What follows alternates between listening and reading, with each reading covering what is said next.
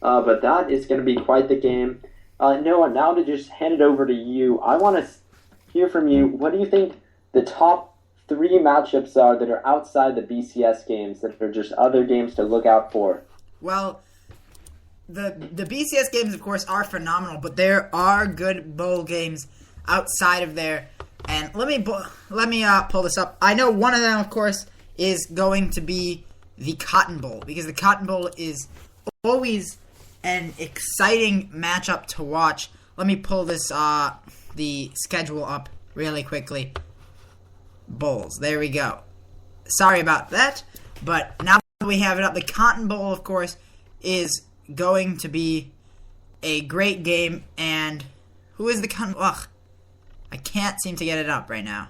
Cotton Bowl is number 13 Oklahoma State, 10-2, playing number 8 Missouri, who's also 11-2. 11-2. So it's a very good matchup, BCS quality matchup. So that's an exciting game because, of course, Missouri is a phenomenal team. Oklahoma State was so close to winning that Big 12. Both teams inches away. So in this one, I favor Missouri, led by James Franklin. But Oklahoma State does have a lot of talent, and I expect them to put up a fight. Another interesting matchup would be the Valero Alamo Bowl. 8-4 Texas against Oregon.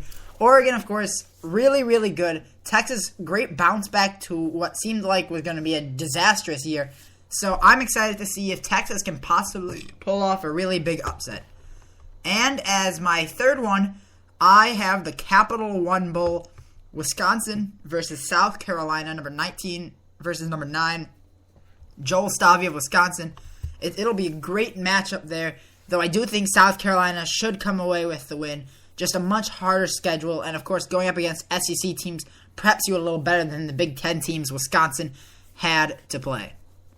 Yeah, so all great matchups, and it's going to be quite the bowl season. I know I'm doing my bowl pick'em thing where you choose your confidence on ESPN.com. I think you're doing that as well, Noah, but I'm going to be watching all of those games, even the Idaho Potato Bowl, because I'll have some points on the line for that pick'em, trying to win the championship in that. But the GoDaddy.com Bowl will be very exciting.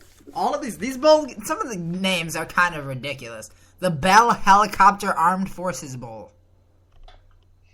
SD Country Credit Union Poinsettia Bowl. These are just some kind of ridiculous names, but... National University Holiday Bowl. It's weird. Stuff. Beef O'Brady's Bowls, St. Petersburg. I know. It's weird. Royal Purple Las Vegas Bowl. And that's just pretty obviously weird on that one. If you want to get a bowl game registered, all you gotta do is come up with the most ridiculous name and they'll accept it. Yeah, I guess that's how it works these days, but... I think now we got to move on to the NFL now. A very, very exciting day in NFL. Noah, I'm just going to hand it off to you to recap some of the scores of the games today. And boy, did we have some close ones to the finish. Definitely Green Bay and Dallas we're going to talk about. But just to go through the scores really quickly, Week 15 we had today, and that was our first game was my Eagles losing to the Vikings. Very disappointing. 48-30, and Castle just got the Eagles in their weak spot on their defense, and Vikings stopped the Eagles even without Adrian Peterson. Eagles were on a 5-game winning streak. They followed the 8-6 on the year. Then you have the Falcons taking out the Redskins 27-26. Falcons improved to 4-2 on the disappointing year for them, and Redskins 3-11 on the season, just very disappointing. And Kirk Cousins got the start over Robert Griffin III in that one. The Bears were able to survive versus the Browns, 38-31. They improved to 8-6 on the year, while the Browns fall to 4-10 on the season. Colts were able to get a home victory over the Texans, 25-23. 25-3. Sorry about that. Texans fall to 2-12 on the year, while the Colts improved to 9-5 on the season.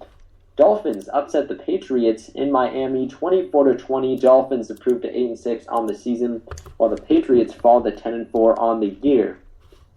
Seahawks shut out the Giants in the new Meadowlands Stadium 23-0. Seahawks improved to 12-2 on the year, while the Giants fall to 5-9.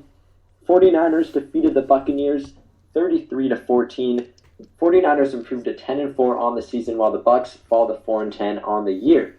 Chiefs beat the Raiders 56-31 in a very high-scoring game. Chiefs get the road victory and improve to 11-3 on the season, while the Raiders fall to 4-10. Bills beat the Jags 27-20 in Jacksonville. Bills improved to 5-9 on the year, while the Jags fall to 4-10 on the season. Panthers were able to get a bounce-back victory, 30-20 over the Jets at home. They improved to 10-4 on the year, while the Jets fall to 6-8 on the season. Packers were able to make the comeback in Dallas versus the Cowboys, 37-36, in what was the most exciting game so far this week. Sorry about that. The Cowboys fall to 7-7 on the year, and their chances at the NFC East crown are just slipping away as we speak. Packers improved to 7-6-1 and are still in the hunt for their division crown. Cardinals defeated the Titans 37-34 in overtime in Tennessee. They improved to a surprising 9-5 on the season, while the Titans fall to 5-9 on the year. Rams get the victory over the Saints in an upset in St. Louis. Rams improved to 6-8, and Saints fall to 10-4 on the season in that one. And then our Thursday night game played earlier was the Chargers upsetting the Broncos in Denver, one of the most surprising results of the week.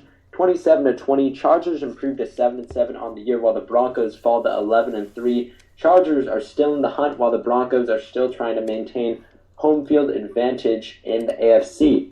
You have our Monday night game, and that is going to be the Ravens playing the Lions, both 7-6 teams in the playoff hunt, looking to get victories. This one is going to be a good one, so that is a game to tune into this Monday night on ESPN. And then our Sunday night game tonight is currently just getting started, and that is between the 9-4 Bengals at the 5-8 Steelers. And that is your scoreboard for this week. Noah, back to you. Okay, so Blake, let's get started by discussing what happened to your Eagles, because this team was in a hot streak. They had never lost with Nick Foles. They seemed unbeatable. And you see them going into a game against a Minnesota defense that is horrific. They can't stop anything, basically. And they get torched. They struggle offensively at the beginning. So, Blake, what happened to this team that had everything going right for them?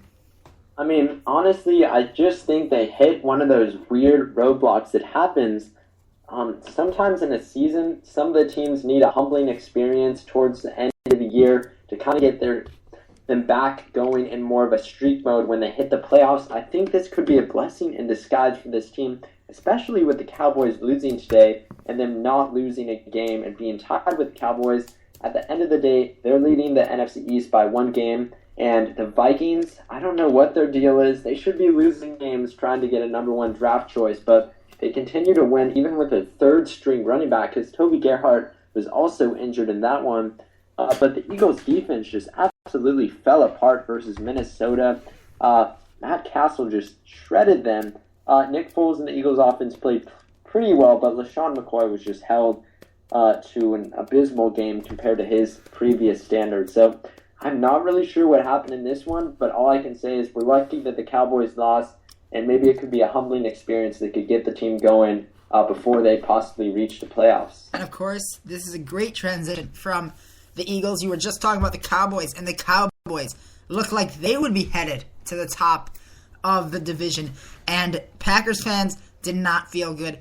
They were down 13-3 after the first, shut out in the second quarter, again down 26-3 going into halftime, and Eagles fans were just sweating. They knew that this could be bad for their team, but the Packers open up the third quarter, score 14 points to the Cowboys 3, and make it interesting. Then they make it 29-24 before Dez Bryant, of course Dez Bryant scores.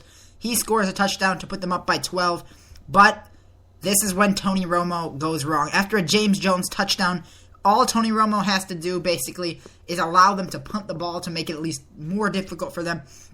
But he throws an interception, and the Packers would score. They couldn't complete the 2-point conversion.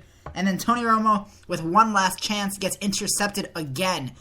So, Tony Romo continues his December slumps, and I'll talk about this in a second, but Blake, what's up with Tony Romo, and why does he continue to struggle in December? I don't really know. I mean, I want to give this guy the credit. He was on the cover of Sports Illustrated a few days ago. Yes, no? Yeah. Oh, sorry. Thought I heard something. But, yes, he was on the cover of Sports Illustrated. They were saying, don't hate on this guy. His statistics show that he's an elite quarterback despite him not getting victories, and it's his defense's fault. Yes, the Cowboys' defense is absolutely atrocious, but Tony Romo continues to throw interceptions in clutch opportunities when they have a chance to get a victory, a crucial victory, to improve their playoff chances, and again after again, he just cannot win the big games that matter most. I really don't know what to do about the Cowboys and Jerry Jones. So much talk every year, but year after year, they just continue to lose clutch games. And you look at this team, they could have had so many more victories than they do. They were so off and on at the start of the year. They're currently 7-7, but really, honestly, if they had put away some games they should have won earlier in the season, they could definitely be a 10-4 team, maybe even an 11-3 team if they had actually won the game with their defense. So very disappointing so far for the Cowboys, but good for my Eagles is all I can say with that one. Well, for the Packers' point of view, this is 2 straight weeks. We have allowed 20 points in the first quarter and barely done anything offensively in the first half that we've come back and won. And this puts us in phenomenal position. We take on Pittsburgh next week, and if we can win that game, we are in great position because we take on the Bears in Chicago, and if we can win that game as well, we would take them out of the equation. Now, the one thing that the Packers can't control is the Detroit Lions. But the Detroit Lions, they don't have a very easy schedule.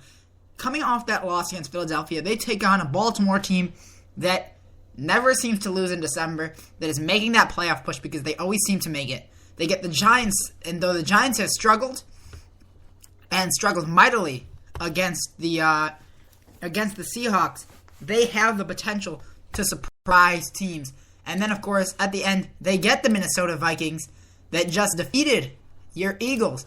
And we can see that the Minnesota Vikings can put up those numbers. So the schedule isn't very easy for the Detroit Lions. So the Packers have put themselves in a great position, especially because they have a familiar face coming back next week named Aaron Rodgers. So the Packers did what they needed to do. They got it done. On the other side of the ball, the Cowboys continue to struggle in December. And now, I don't know what they're going to do. They are a game back, and they have to play Philadelphia later on in the year. They take on Washington next week. This is a must-win. They have to win out, basically. Philadelphia takes on the Bears next week, but they can't depend on Philadelphia losing. They need to take things into their own hand. They have to win out. Otherwise, Philadelphia is on their way to another division title. Yeah, and with that, no, I think it's the appropriate time to just call the playoff standings, and let's just start off with the AFC, Noah, especially since the Broncos lost today, or on Thursday. Yeah, so let's start with the AFC, and we are going to start with the ever-important AFC North, especially after the New England Patriots lost to the Dolphins today, but they currently still sit up top, the AFCs at 10-4, followed by Miami at 8-6, the Jets, who at one point looked like a playoff team, are now at 6-8, and Buffalo at 5-9. In the AFC North, we have Cincinnati at 9-4, Baltimore still in the hunt at 7-6, Pittsburgh at 5-8, and in last place, Cleveland still not getting any better. And we have another caller calling in. What's your name? Elliot. What's up, Elliot? What do you have to ask? How's it going?